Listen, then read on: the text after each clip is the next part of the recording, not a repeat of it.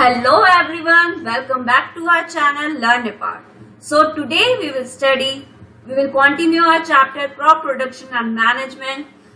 तो उसमें हमने अर्ली वीडियो में what we have learned about the various agricultural practices. First step is preparation of soil. हमने अपनी soil prepare कर ली थी. Now हमने sowing भी कर ली. Second step was sowing. Then third was adding manure and fertilizers.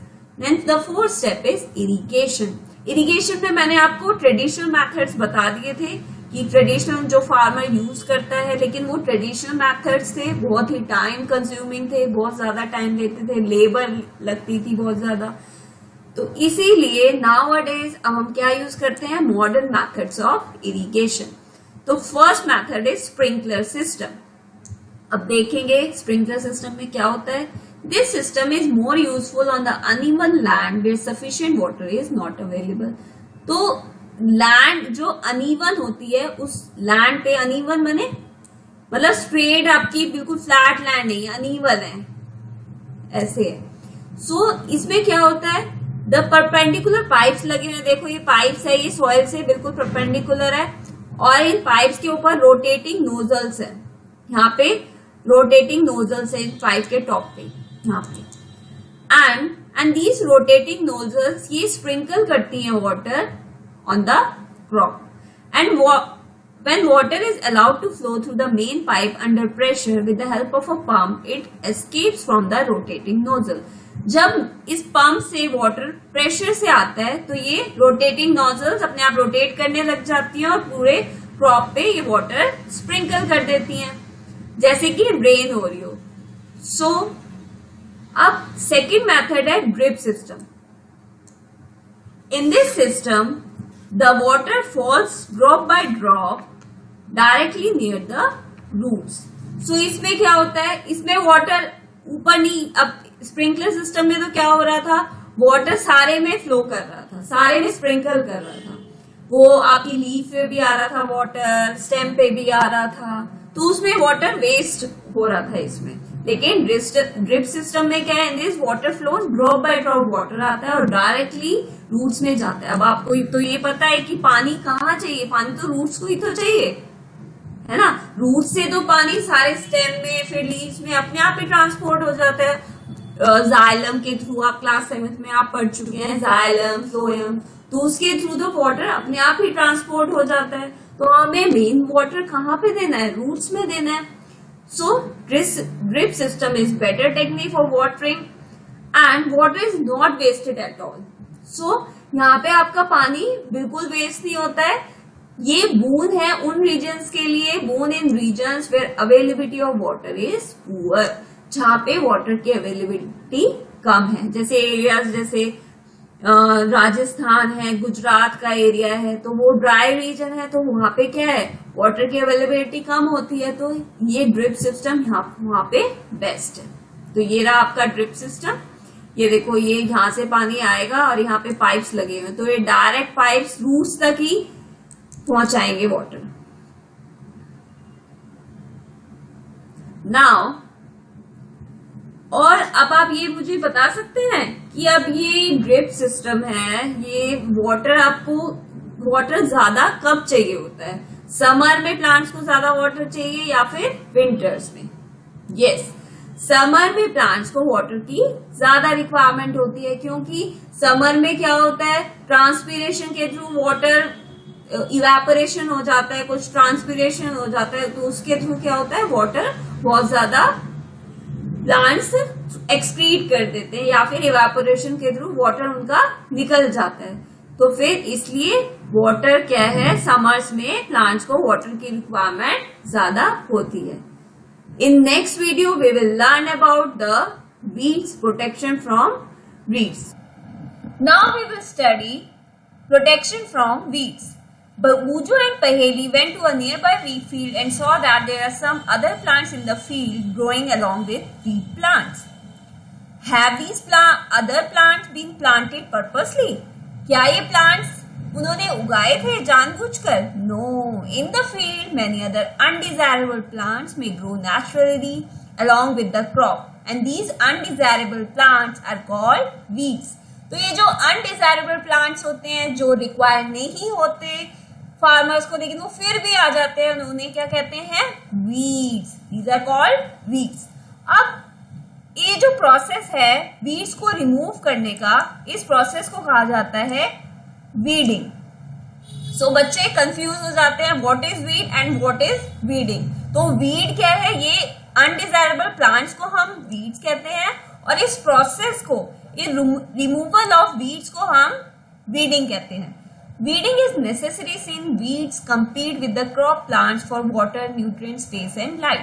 अब weeding एक necessary process है, आप इस प्रोसेस को अवॉइड नहीं कर सकते, क्योंकि वीड्स अब प्लांट्स हैं, प्लांट्स को भी रिक्वायरमेंट है स्पेस की, लाइट की, न्यूट्रिएंट्स की, वाटर की, और वीड्स को भी रिक्वायरमेंट है। अब वो दोनों कॉम्पीट नहीं करेंगे, और वीड्स क्या है? वीड्स की तो हमें कोई रिक्वायरमेंट है नहीं, उसकी जरूरत भी नहीं है। इसीलिए वीडिंग एक इम्पॉर्टेंट प्रोसेस है। Some weeds interfere even in harvesting. कुछ वीड्स ऐसे होते हैं जो कि पॉइजनस होते हैं, एनिमल्स के लिए भी और ह्यूमन बींग्स के लिए भी। तो फिर इसलिए ये वीडिंग एक इम्पॉर्टेंट प्रोसेस है। Farmers adopt many ways to remove weeds and control their growth. Tilling before sowing of crops helps in uprooting and killing of weeds. Farmers क्या करते हैं? बहुत सारे प्रोसेस यूज करते हैं वीड्स को रिमूव करने के लिए, control their growth. Tilling before sowing of crops helps in uprooting and killing of weeds which may then dry up and get mix with the soil. Best time removal of weeds का क्या होता है? Before they produce flowers and seeds. Flowers और seeds जब वो produce करे, उससे पहले ही आपको वीड्स को रिमूव कर देना चाहिए। Now, manual removal includes physical removal of weeds by uprooting or cutting them close to the ground from time to time. अब मैनुअली आप वीड्स को कैसे रिमूव करेंगे? विद द हेल्प ऑफ खुरपी और a seed drill. It is also used to uproot weeds. Now, weeds are also controlled by using certain chemicals. ये तो हमने क्या देखा? आप मैनुअली फार्मर्स वीड्स को रिमूव कर रहे हैं, किससे? विद द हेल्प ऑफ खुरपी और seed drill. Now weedicides. Weeds क्या होते हैं? Are controlled by using certain chemicals, जिसे कहा जाता है वीडीसाइड्स। और इसका एग्जांपल है 2,4-D। ये फार्मर कैसे स्प्रे करता है in the field to kill the weeds and they do not damage the crops. जो वीडीसाइड्स हैं, ये क्वेश्चन आता है कि क्या वो डैमेज करेंगे क्रॉप्स को? No, they do not damage the crop. And the weedicides are diluted with water. Weedicides को वाटर के, डाइल्यूटेड मीन्स वाटर ऐड करना, तो वाटर के साथ डाइल्यूट करा जाता है वीडीसाइड्स को, और फिर उसे स्प्रेयर में फिल करके पूरे फील्ड्स में स्प्रे करा जाता है। And now, do weedicide have any effect on the person handling the weedicide sprayer? क्या वीडीसाइड्स का कुछ इफेक्ट पड़ता है उस पर्सन पे जो स्प्रे कर रहा है वीडीसाइड्स को? आप बताओ। यस, उसका इफेक्ट पड़ता है। वीडीसाइड्स आर स्प्रेड, तो जो पर्सन वीडीसाइड्स को स्प्रे कर रहा है, they should cover their nose and mouth with a piece of cloth और during spraying of these chemicals. So next process is harvesting. This is the our final process, harvesting. Harvesting of a crop is an important task. The cutting of crop after it is mature is called harvesting. Harvesting का क्या मतलब है? जब farmer crops को cut करता है, जब crops आपकी मैच्योर हो गई है, तो उसे क्या कहा जाता है? Harvesting. In harvesting crops are pulled out और cut close to the ground. It usually take 3 to, जो आपका सीरियल क्रॉप है उसको 3 to 4 months लगते हैं मैच्योर होने के लिए, फिर उसके बाद फार्मर्स को कट कर लेता है. हार्वेस्टिंग मैनुअली करी जाती है, पहले करी जाती थी, आजकल तो सब मशीन से करते हैं. तो मैनुअली हार्वेस्टिंग करते हैं by sickle, and this is the sickle, और by a machine called harvester. In the harvested crop the grain seeds need to be separated from the shaft. तो जो हार्वेस्टेड क्रॉप होती है उसमें ग्रेन सीड्स होते हैं, उनको सेपरेट, अब हम शाफ्ट तो खाते नहीं है, उसका जो ग्रेन के ऊपर का जो छिलका होता है वो तो हम नहीं ईट करते, तो वो हटाना पड़ता है, रिमूव, सेपरेट करना पड़ता है ग्रेन को शाफ्ट से, और इस प्रोसेस को कहते हैं threshing. This process is called threshing, and this is carried out with the help of a machine called combine, which is in fact a harvester as well as a thresher. तो ये threshing किससे करी जाती है? ये machine है, combine कहते हैं इसको। अब कंबाइन क्या करता है? ये हार्वेस्टर का भी काम करता है, मतलब कटिंग का काम करता है, और थ्रेशर मतलब वो सेपरेटिंग का भी काम कर देता है। आपके सीरियल को, ग्रेन को शाफ से सेपरेट भी कर देता है और कटिंग भी कर देता है। And this is the combine. So after harvesting, sometimes stubs are left in the field which are burned by farmers. She knows that it causes pollution. तो हार्वेस्टिंग के बाद क्या होता है? कुछ रह जाता है जो स्टब्स फील्ड में, वो फार्मर्स क्या करते हैं? बर्न कर देते हैं। अभी पीछे आपने दिल्ली में सुना होगा बहुत ज्यादा पॉल्यूशन हो गया था। क्यों हो गया था? इसी वजह से, क्योंकि फार्मर्स हर बार क्या करते हैं? ये स्टब्स को बर्न करते हैं। She knows that it causes pollution. Farmers with small holdings of land do the separation of grain and chaff while winnowing. तो ऐसे फार्मर्स जिसका लैंड ज्यादा नहीं होती, तो वो सेपरेशन कैसे करते हैं ग्रेन और शाफ की? By with the help of winnowing, and this is the winnowing machine. Now the harvesting festivals. आपने देखा होगा हार्वेस्टिंग फेस्टिवल्स मनाए जाते हैं, जैसे Baisakhi in Punjab and Pongal and Bihu in Assam. These are some harvesting festivals. Now अब हमने हार्वेस्टिंग कटिंग तो कर ली। अब भाई कटिंग तो कर ली, लेकिन इसको स्टोर भी तो करना पड़ेगा कहीं। अगर हम स्टोर अच्छे से नहीं करेंगे तो सारी क्रॉप खराब हो जाएगी। तो storage of produce is an important task. If the harvested grains are to be kept for longer time, they should be safe from moisture. अगर आप देखो घर में भी आप कोई भी चीज रखते हैं, अगर उसमें मॉइस्चर लग गया, वो जल्दी से क्या होता है? माइक्रो ऑर्गेनिज्म उसमें जल्दी से अटैक कर देते हैं मॉइस्चर में। Insects, rats and microorganisms.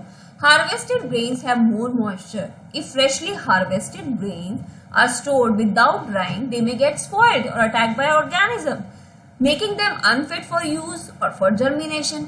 अगर हम क्या करेंगे? हार्वेस्टेड जो ग्रेन्स आपको मिले, अगर इनको विदाउट ड्राइंग स्टोर कर लेंगे तो वो स्पॉइल्ड हो जाएंगे जल्दी से जल्दी। मैंने आपको बताया माइक्रो ऑर्गेनिज्म उस पर इजिली अटैक कर सकते हैं। Hence before storing them the grains are properly dried in the sun. तो फर्स्ट स्टेप क्या है? ग्रेन्स को प्रॉपरली ड्राई करा जाता है सन में to reduce the moisture, and this prevents the attack by insects, pest, bacteria and fungi.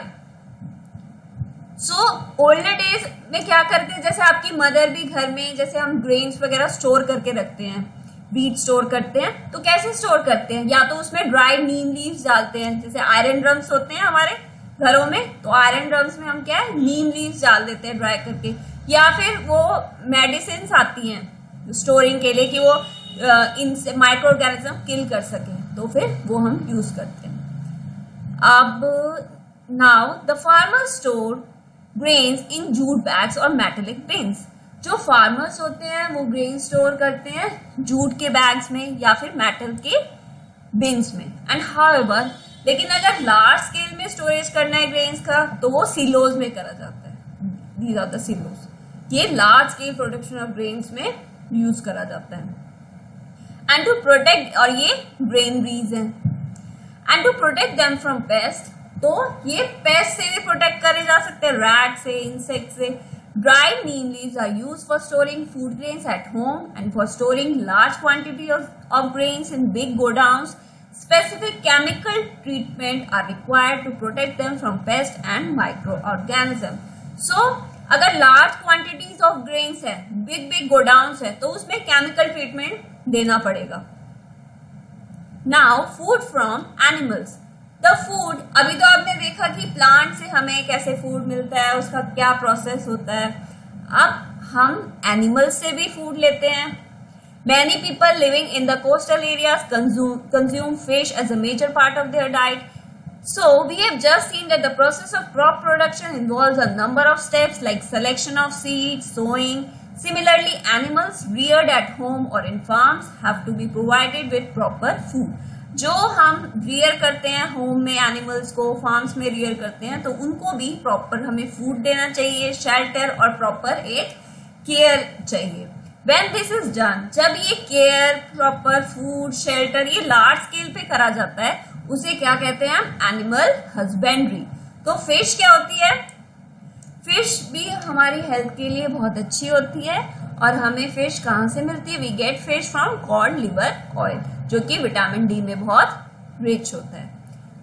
Okay guys, thank you very much, and if you like the video please subscribe the channel, and next video में हम इसके base पे question start करेंगे।